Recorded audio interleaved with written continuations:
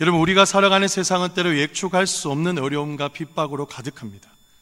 특히 하나님의 말씀이 살아 움직이고 복음의 능력이 힘있게 나타날 때 영적인 어둠의 권세들은 더욱 세게 우리를 공격해 옵니다. 그러나 이러한 상황 속에서도 하나님께서 당신의 자녀들을 결코 홀로 두지 않으시고 우리의 모든 기대를 뛰어넘는 놀라운 방식으로 역사하실 때가 분명히 있습니다. 오늘 본문은 초대교회가 직면했던 이 극심한 박해와 그 가운데서도 교회의 간절한 기도를 통해서 이 베드로 사도가 기적적으로 풀려나는 이 사건을 생생하게 기록하고 있는데요, 이 시간 이 말씀을 통해서 우리 삶 가운데 역사하시는 이 하나님의 살아있는 능력을 깨달으시고 모든 기대를 뛰어넘는 기도의 역사를 경험하시는 모든 성도님들 되시길 축복합니다. 여러분, 본문은 당시 초대교회가 처한 상황과 시대적 배경을 명확하게 제시하며 시작됩니다. 본문 1절에서 3절인데요, 여러분 한번 다 함께 읽어보도록 할까요? 네, 제가 먼저 한번 읽어보겠습니다.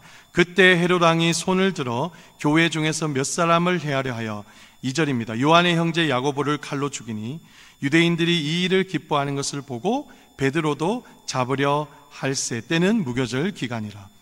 여러분, 여기서 자막에 나오지 않았는데 1절의 그때에는 전장인 사도행전 11장에서 이방인 안디옥 교회의 복음이 전파되어 크게 부흥했던 시점을 가리키는 말입니다.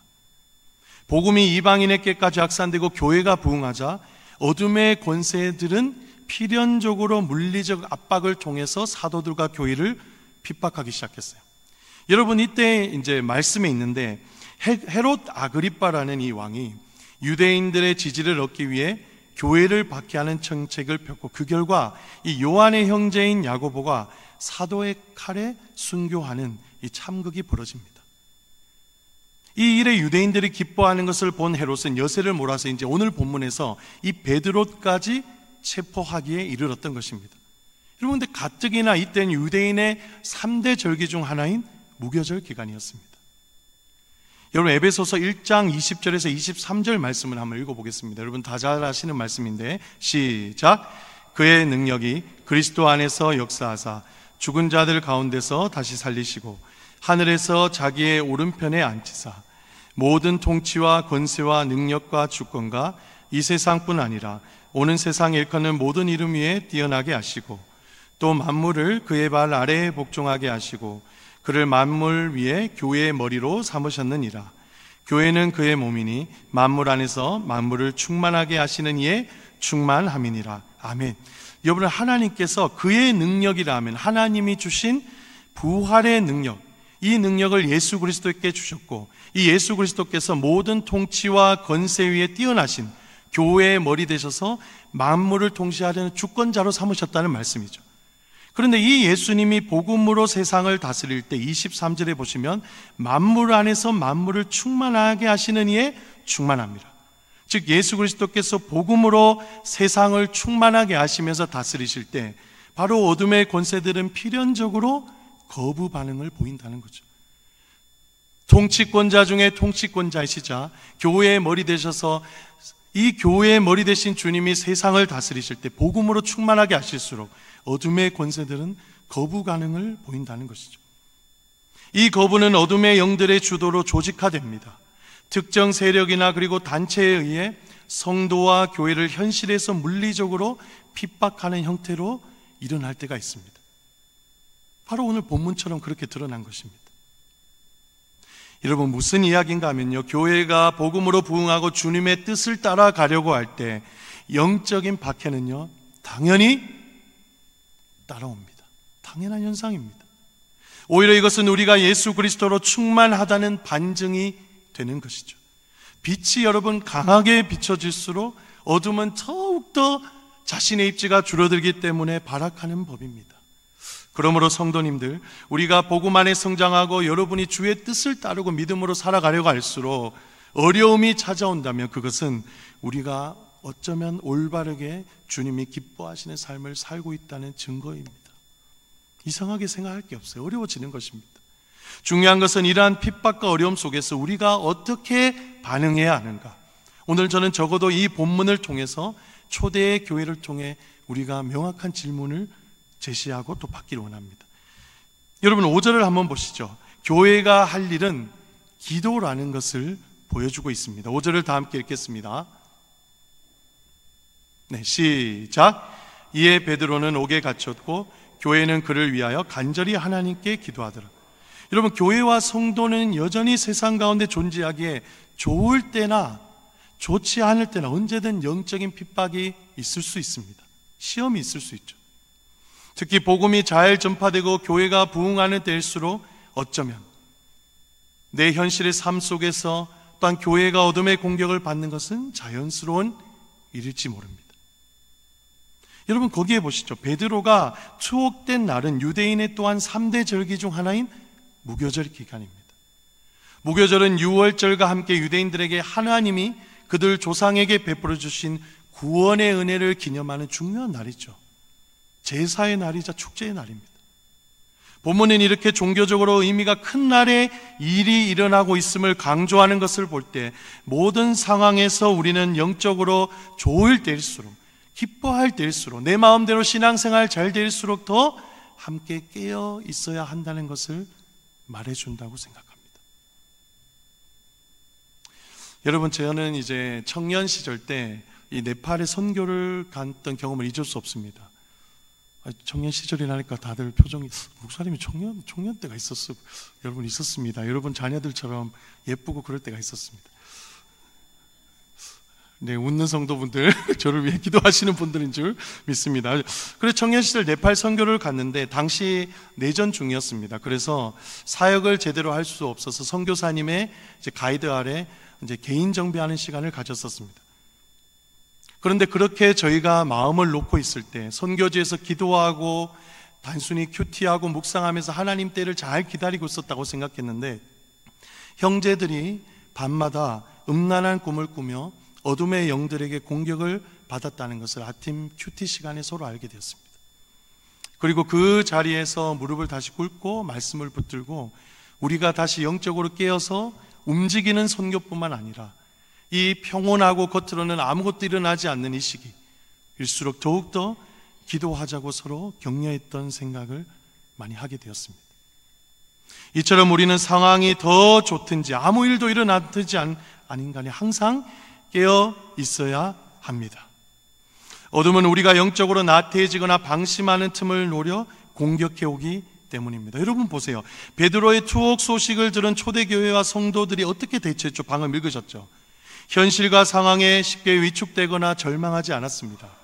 로마의 권력이나 유대인의 지지를 구하지도 않았어요. 다른 무엇도 의지하지 않고 보세요. 오직 하나님을 바라보며 간절히 기도했다고 말합니다. 우리는 어려움을 겪을 때 기도해야 한다는 사실을 여러분 너무나 잘 알고 계시죠? 그러나 동시에 너무나 당연하게 생각하기 때문에 실제로는 가볍게 여겨 기도를 오히려 말씀보다 더 소중하게 여기지 않거나 더 비중이 낮은 것으로 여기고 아니면 다른 방법을 시도하는 경향이 누구에게나 있다고 생각합니다. 하지만 여러분 기도는 단순히 특별한 영적 전쟁 상황에서만 하는 것이 아닙니다. 기도는 살아계셔서 우리 기도를 들으시고 응답하시는 하나님을 의지하는 것이며 자녀인 우리가 아버지께 도움을 요청하는 가장 아름다운 영적인 무기인 줄 믿습니다. 마치 부모가 부모에게 도움을 구하듯이 우리의 모든 필요와 어려움을 부모이신 아버지께 아뢰는 것입니다. 여러분 야고보서 5장 15절에서 18절을 다 한번 읽어보도록 하겠습니다. 시작. 믿음에 그러므로 너희 죄를 서로 고백하며 병이 낫기를 위하여 서로 기도하라. 의인의 간구는 역사하는 힘이 금이니라. 엘리야는 우리와 성정이 같은 사람이로되 그가 비가 오지 않기를 간절히 기도한즉 3년 6개월 동안 땅에 비가 오지 아니하고 다시 기도하니 하늘이 비를 주고 땅이 열매를 맺었느니라. 아멘. 여러분 여기서 말하는 의인은 단순히 흠없는 사람을 뜻하는 게 아니에요. 그 밑에 야고보의 부연 설명을 보세요. 엘리야로 예를 들면서 그 역시 우리와 성정이 같은 죄인임에 불과함을 말해줘요. 하나님 앞에서 엘리야는 의인이었기 때문에 여러분 처음부터 응답받은 것이 아닙니다. 하나님 앞에서 연약한 죄인임에도 기도로 주님을 의지했기 때문에, 주님을 의지하는 의인이었기 때문에 하나님이 그 모습을 기쁘게 보시고 그에게 응답을 주신 것입니다. 주님만 바라보며 의지하는, 기도하는 사람이야말로 의인이며, 하나님께서는 이런 자의 기도를 들으시고 하나님의 때에 응답을 주실 줄 믿습니다. 우리가 이처럼 간절한 기도로 하나님을 붙들 때 물리적 어려움과 압박 속에서도 가장 선한 길로 인도해 주시는 것이죠. 사랑하는 성도 여러분, 우리가 선교지에서 우리의 삶의 터전에서 핍박을 받더라도 기도의 물리적인 수단으로 대응할 수도 있습니다. 왜 이렇게 기도하고 소리 지르고 감정 소모도 조금 있는 듯 없는 듯 하고 말씀을 또 외워가면서 기도하고 어떨 때는 화려한 수사나 옥으로 기도해야 되고 시간을 들여 다리도 아프고 목도 아픈데 기도해야 하나? 왜 사역자는 여러분 수양회 때마다 돌아오면 목이 다 쉬어 있어야 되는 겁니까?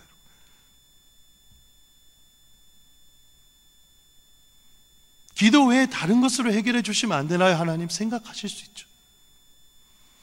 여러분, 이것은 복음의 능력과 십자가 사랑의 영향력을 우리가 다른 수단을 의지할 때 더 저하시키고 오히려 세상과 어둠의 세력에게 비난받는 빌미를 제공할 수 있기 때문입니다. 그래서 자칫 우리의 선교보다 하나님의 선교가 오히려 우리의 연약함으로 인해 실패할 수도 있습니다. 그래서 성도가 보기에 억울한 상황, 기도가 안 되는 상황일지라도, 더딜지라도 우리는 기도하면서 하나님의 뜻을 구하고 섭리가 무엇인지 돌아봐야 한다는 것입니다. 베드로도 그랬잖아요. 죄 없이 갇혀서 무명의 베드로고 정치적 입집 때문에, 헤롯의 정치적 입집 때문에 투옥되었습니다. 그러나 온 교회는 다른 것을 의지하는 것이 아니라 하나님의 뜻을 구하며 그를 위해 기도했습니다. 마땅히 기도할 때 비록 느리고 답답해 보일지라도 그것이 가장 빠른 길로 인도하신, 가장 하나님의 적재적소에 인도하심을 받는 길임을 기억하시기 바랍니다. 그래서 여러분, 오늘 하루, 오늘 또한 금요기도에 기도하실 때 하나님만을 바라보고 하나님의 뜻을 구하기를 기도하는 우리 대전중앙의 성도님들 되시길 축복합니다. 여러분, 두 번째 한번 보겠습니다. 기도할 때 우리는 단순히 우리의 소원을 아뢰는 것을 넘어 하나님께서 반드시 응답하실 것이라는 여러분 확신을 가지고 기도해야 됩니다. 확신. 7절에서 우리 10절 한번 읽어보겠습니다. 시작. 호련히 주의 사자가 나타나매 옥중에 광채가 빛나며 또 베드로의 옆구리를 쳐 깨워 이르되 급히 일어나라 하니 쇠사슬이 그 손에서 벗어지더라. 천사가 이르되 띠를 띠고 신을 신으라 하거늘 베드로가 그대로 하니 천사가 또 이르되 겉옷을 입고 따라오라 한대 베드로가 나와서 따라갈새 천사가 하는 것이 생시인 줄 알지 못하고 환상을 보는가 하니라. 이에 첫째와 둘째 파수를 지나 시내로 통한 세문에 이르니 문이 저절로 열리는지라. 나와서 한 거리를 지나매 천사가 곧 떠나더라. 아멘. 여러분, 기도는 시작과 기도하는 과정보다요 응답을 신뢰하는 것까지가 기도인 것입니다. 진정한 기도입니다. 여러분, 그때 기도하는 믿음이란 어떤 것일까요? 이 땅의 힘으로는 내 삶의 현실의 문제를 해결할 수 없음을 인정하고 오직 말씀을 붙들고 하나님을 의지하는 그 믿음. 기도할 때 그 믿음으로 기도해야 됩니다. 이런 마음으로 말씀을 붙들고 기도할 마음이 모아지지 않는다면 그건 기도가 아니죠. 종교적 행위죠. 그렇죠. 마치 기도 응답을 누리는 사람은 기도 내용을, 여러분 내용을 믿는 것이 아니라 응답을 주실 것을 믿고 기도하는 사람이 여러분 기도 응답을 진짜 누리는 사람이라고는 말하잖아요. 기도의 내용이 주가 아니라 응답하실 것을 믿고 기도하는 사람. 여러분, 이 땅의 현실을 보세요. 여러분, 오늘도 삶의 현실을 보세요. 제가 오늘도 더웠고 나름 많은 말을 하지 않지만 오늘 금요기도에 나오기 여러분 어려운 상황이고 현실일지도 모르시잖아요. 하루하루 살아가기 힘든 이 땅의 현실을 보면 당연히 응답의 확신이 약해질 수도 있죠.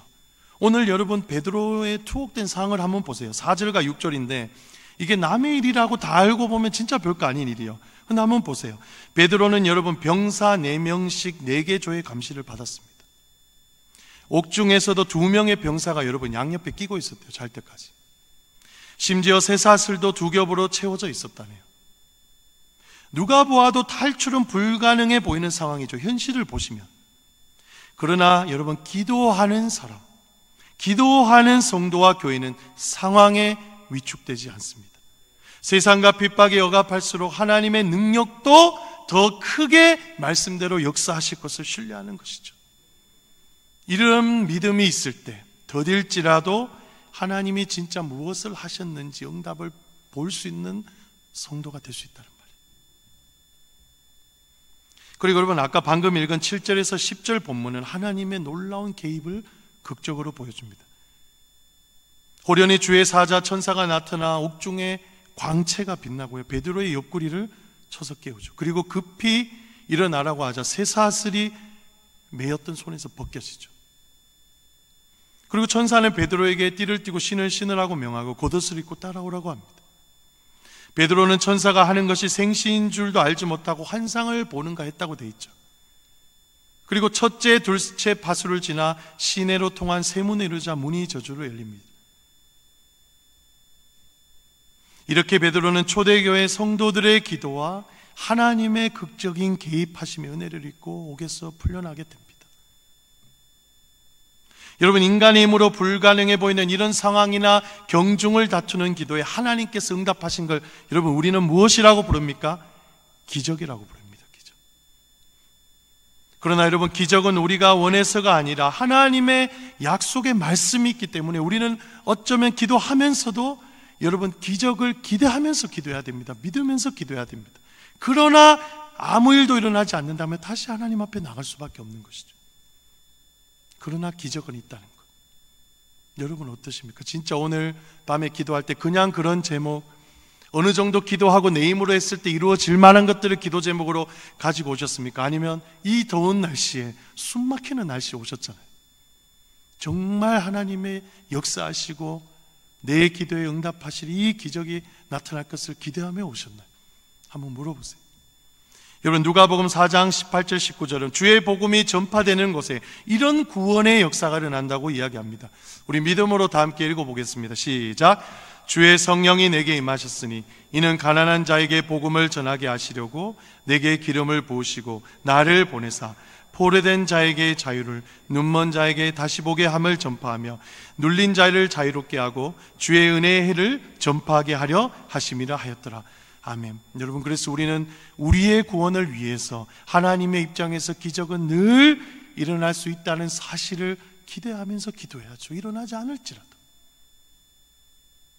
우리에게 기적은 곧 하나님의 응답하심이며 우리 삶 속에 하나님이 여러분 개입하실 수 있다는 걸 말해요. 하나님은 자기 백성 사랑하는 자녀를 위해서는 언제든지 위급한 기도에 응답하시고 불가능한 상황에서는 자기가 직접 개입하시는 분이세요. 우리가 말씀을 통해 알고 계시잖아요.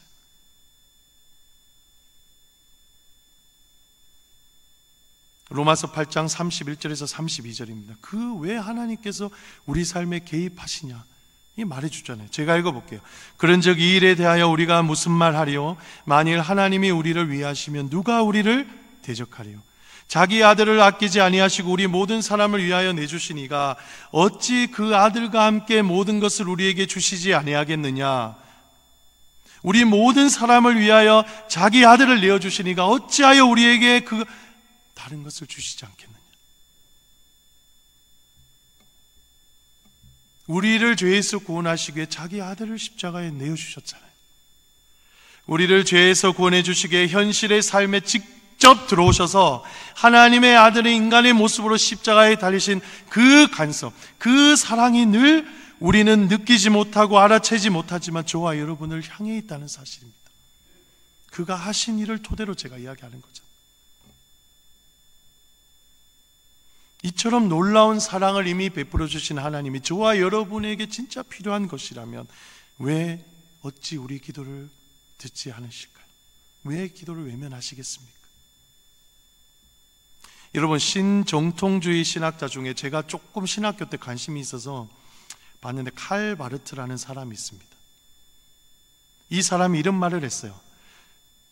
부활은 과거의 교회 안에서만 일어난 일이며 세상에서 일어난 일이 아니기 때문에 믿을 수 없는 사건이라고 말하면서 거룩하신 하나님께 인간은 절대 다다르거나 하나님이 인간한테 개입하셔서 만나주시지 않는 존재라고 주장했어요. 그 맥락으로 부활의 이야기를 제가 드린 거예요. 부활도 교회 안에서만 일어난 이야기이기 때문에 교회 밖에서 일어나지 않았기 때문에 아무도 믿을 수 없는 사건이라는 거예요. 이 사람 주장. 그러나 여러분, 우리 하나님은 우리의 구원을 위해서라면 언제든지 모든 것을 주실 수 있으십니다.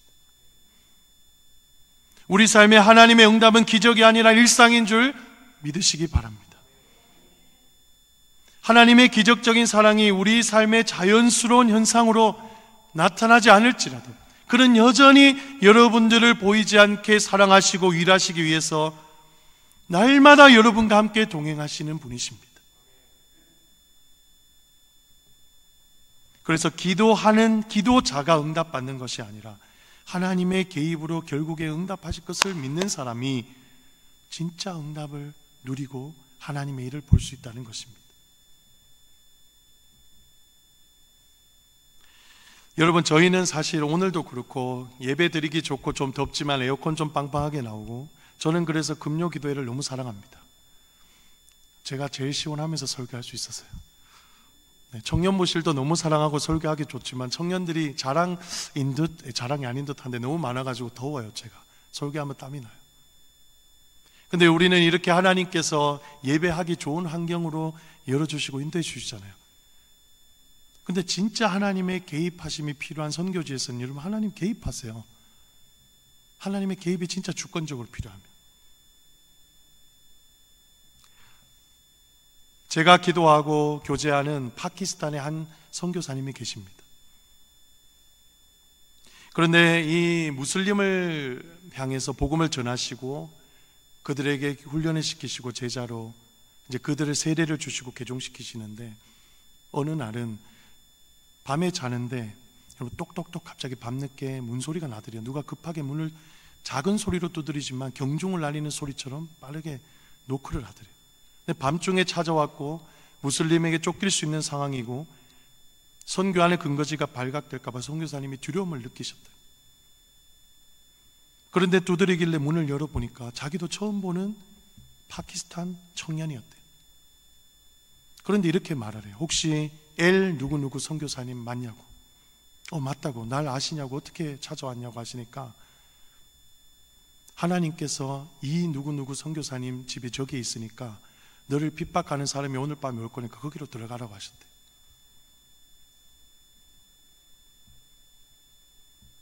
우리는 보지 못하고 때로는 믿지 못할 때도 있지만 하나님이 우리의 구원을 위해서, 한 영혼을 살리시기 위해서는 얼마나 적극적으로 그 상황 가운데 개입하시고 역사하는지를 보여주는 생생한 이야기라고 믿습니다. 사랑하는 성도들, 오늘 기도하실 때로 다른 것이 아니라 그 하나님이 우리 하나님이시고 그 아들을 내어주신 하나님의 그 사랑을 말미암아 신뢰함으로 끝까지 믿음으로 기도하시는 모든 성도님들 되시기 축복합니다. 마지막 세 번째 보시겠습니다. 기도하는 자에게 여러분 아까 말했던 믿음의 응답, 여러분 이것을 믿는 믿음도 중요하지만 또 중요한 것이 있습니다. 그것은 바로 우리의 기도 내용보다 하나님의 주권을 신뢰하면서 기도해야 된다는 것입니다. 여러분 11절 12절을 다 함께 읽어보겠습니다. 시작. 이에 베드로가 정신이 들어 이르되 내가 이제야 참으로 주께서 그의 천사를 보내어 나를 헤롯의 손과 유대 백성의 모든 기대에서 벗어나게 하신 줄 알겠노라 하여 깨닫고 마가라 하는 요한의 어머니 마리아의 집에 가니 여러 사람이 거기에 모여 기도하고 있더라. 아멘. 여러분, 이 기도하시던 도중에 또 신학적인 균형을 세워야 되는데요, 이 성경적이고 신학적 균형은 기도를 기대하고 응답을 기대해야 되지만 또한 하나님의 주권도 여러분 인정하시면서 기도하셔야 돼요. 그래야 우리가 기도하면서 쉽게 낙심하지 않고 기도 가운데 나타난 응답이 없을 때지만 또 응답 받더라도 하나님의 계획과 섭리를 바라보면서 지치지 않고 기도하고 순종할 수 있어요. 여러분, 오늘 혹시 블레싱 금요기도에 오셨는데 간절히 누구보다 내가 기도하는 것 같은데 다른 분들보다 기도가 이루어지지 않거나 오히려 상황이 더 나빠지는 것 같은 경험을 해보신 경험이 있으신가요? 그런 분들 분명 계실 거예요. 그때 우리는 하나님이 나를 미워하시거나 내가 죄를 지어서 죄의 담이 너무 커서 하나님의 응답을 막고 있나 여러분 오해하실 수도 있어요. 그런데 여러분 오늘 본문을 통해서 한 가지 중요한 질문을 제기할 수 있습니다. 왜 야고보 사도는 2절에 보세요. 칼에 순교하고 베드로는 천사를 통해서 기적적으로 살아났을까요? 굳이 따진다면. 여러분 궁금해하지 않으세요? 다들 다 잘하시면서 모르는 척 되는, 다 하시면서 다 이런 질문을 하시는 줄 알고 있어요. 물론 기도 중에 분명 기도 응답이 있으며 우리가 기도해야 하나님도 일하세요. 여러분 생각해 보세요. 두 사도 모두 복음에 헌신했고 교회와 성도들이 그들을 위해 간절히 기도했을 거예요. 그런데 결과는 야고보는 칼에 순교하는 어쩌면 하나님의 영광이지만 비극을, 베드로는 여러분 일단 구원하심을 받았다고요. 여러분 이 질문에 대한 답은 기도에 가장 중요한 원칙이 있다는 것을 말씀하고 있습니다. 바로 결과를 전적으로 하나님의 주권에 맡겨드리면서 기도해야 된다는 것이죠. 그런 성도가 진짜 기도를 하더라도 의심하지 않고 지치지 않고 신뢰함으로 기도할 수 있어요. 돌아보셔야 돼요. 기도 중에 분명 응답이 있으며 우리는 기도해야 하나님도 일하십니다. 기도하지 않으면 아무 일도 일어나지 않아요. 그러나 기도는 단순히 우리의 소원을 받아내는 수단이 아니라 하나님의 계획, 우리보다 우선된 그 계획을 여러분의 삶을 통해서 이루어드리는 통로로서 의미도 있다는 말이에요. 여러분들이 내가 기도하는 제목도 중요하고 시급한 요청이죠. 그러나 그것을 통해 하나님이 여러분 각자의 삶에서 진짜 깨닫고 일하시기 원하는 게 있단 말이에요. 그걸 이루어드리는 게 여러분 성도의 삶 아닙니까? 디모데전서 2장 4절에 저는 하나님께서 정말 우리 각자에게 원론적으로 먼저 이루시기 위한 계획이 있다는 것을 이 말씀으로 믿습니다. 한번 다 함께 읽어보겠습니다. 시작. 하나님은 모든 사람이 구원을 받으며 진리를 아는 데에 이르시기를 원하시느니라. 아멘. 우리의 사사로운 소원보다 개인과 교회의 구원과 믿음의 가장 좋은 방법으로 가장 좋을 때에 응답하시고 아니면 다른 방법으로 인도하기를 원하실 수도 있다는 거죠. 우리가 모두 예수 그리스도를 믿고 진리에 이르기 원하시는 것, 이것이 하나님의 마음이잖아요. 바울이 디모데에게 이야기했다. 따라서 우리가 기도하고 하나님의 뜻에 순종하고 있지 못한다면 나를 통해 영광을 나타내고자 하시는 하나님의 일을 여러분을 통해 이루지 못할 수도 있어요. 그렇기 때문에 때론 내 기도 제목과 맞지 않더라도 하나님의 마음과 상황에서 나를 통해 뭘 원하시는가 여러분 묵상하고 깨달으셔야 돼요. 이거는 목사에게 온다고 해결되는 게 아니고요, 여러분들이 진짜 하나님과의 관계에서 해결하셔야 될 부분. 그래서 미국 베들레헴 침례교회 존 파이퍼 목사님은 최고의 기도 응답은 곧 순종이다, 이렇게 말씀하셨습니다. 신앙의 연륜이 깊고 말씀에 합당한 기도를 아는 성도는 나의 제목이 아니라 주님의 뜻에 순종할 줄 아는 것이죠. 그렇기 때문에 나보다도 더 지혜롭고 더 생각이 깊고 높으신 주님을 신뢰하기 때문에, 알기 때문에.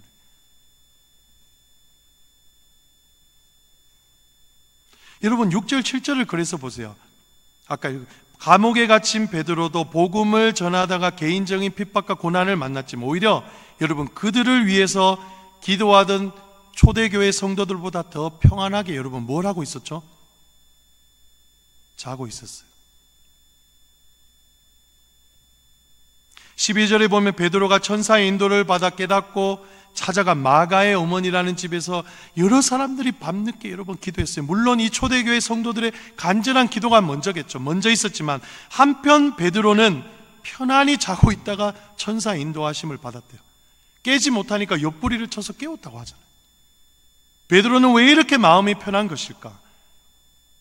자기의 생각과 상황을 보기보다 하나님의 인도하심의 주권을 맡겨드렸기 때문에 그 상황에서 평안히 잔 거예요. 이 전쟁터와 내일 되면 목숨이 위태로운 상황에서 자고 있었다고 하잖아요.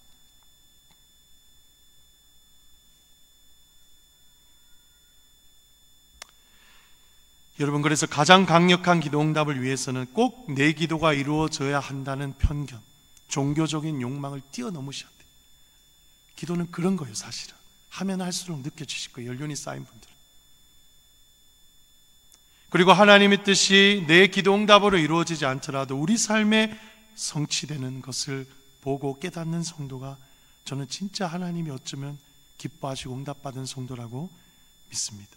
그 당시에는 내 기도대로 이루어지지 않아 답답하고 원망할 수 있어요. 그러나 우리의 기도를 통해 하나님의 놀라운 뜻이 이루어져야 비로소 우리를 옥죄는 환경과 상황, 핍박하는 사람들, 질병, 낭망하게 만드는 모든 것으로부터 우리가 믿음으로 승리하도록 인도하실 줄 믿습니다. 이게 기도하는 성도의 진짜 믿음이에요. 상황을 진짜 뛰어넘을 수 있냐? 하나님을 의지해서. 모두 기도하실 때 이런 믿음으로 기도하시는 모든 성도님들 되시길 축복합니다. 말씀을 맺겠습니다. 여러분 11절을 한번 보세요. 베드로가 그래서 감옥에 풀려나자 이런 기도를 한데 다 같이 읽어보겠습니다. 시작. 이에 베드로가 정신이 들어 이르되 내가 이제야 참으로 주께서 그의 천사를 보내어 나를 헤롯의 손과 유대 백성의 모든 기대에서 벗어나게 하신 줄 알겠노라 하여. 아멘. 베드로는 모든 상황 속에서 순종했고, 성도들은 기도할 때 인간적인 모든 기대를 뛰어넘어 하나님께서 천사를 보내셔서 자신을 헤롯의 손과 유대 백성의 모든 기대에서 벗어나도록 자유케 하셨다는 것을 깨달았어요. 자기가. 여러분, 여기에서 모든 기대를 벗어나게 하는 기도란 문맥 상황에서 베드로가 감옥에 투옥되고 처형되기를 바랐던 이 유대인들의 모든 정수와 헤롯 왕의 물리적 압박을 포함한 걸 뜻해. 이걸 뛰어넘었다고. 하나님께서는 그를 보호하셔서 헤롯의 물리적인 압박의 손과 동조하는 유대인들, 더 넓게는 복음의 부흥을 막으려고 하는 어둠의 권세로부터 그를 보호해 주신 것입니다. 이 기도가 바로 단순히 우리가 바라는 기도가 아니라 하나님께서 모든 기대에서 우리를 구원해 주시는 그 기도인 것입니다. 그래서 다윗이 똑같은 맥락에서 이렇게 고백했어요. 시편 40편 1절에서 3절입니다. 저와 여러분에게 이런 응답을 주시면 좋겠다는 마음으로 읽고 우리 함께 기도하도록 하겠습니다. 읽겠습니다. 시작. 내가 여호와를 기다리고 기다렸더니 귀를 기울이사 나의 부르짖음을 들으셨도다. 나를 기가 막힐 웅덩이와 수렁에서 끌어올리시고 내 발을 반석 위에 두사 내 걸음을 견고하게 하셨도다. 새 노래 곧 우리 하나님께 올릴 찬송을 내 입에 두셨으니 많은 사람이 보고 지려하여 여호와를 의지하리로다. 아멘. 사랑하는 성도 여러분, 여러분들도 정말 기도해야 될 때 항상 깨어 기도하시고, 무엇보다 하나님께서 기적으로 우리 삶에 개입하실 것을 믿음으로 신뢰하시고, 또한 낙마하지 마시고 하나님께서 가장 좋은 길로 인도하실 거라는 하나님의 주권을 인정하며 여러분 살아가시면 반드시 모든 기대에서 벗어나게 하시는, 기가 막힐 수렁과 웅덩이에서 다윗을 끌어올리신 것 같은 하나님의 응답이 여러분 성도의 삶에 반드시 나타나시고 함께 하시길 축복합니다.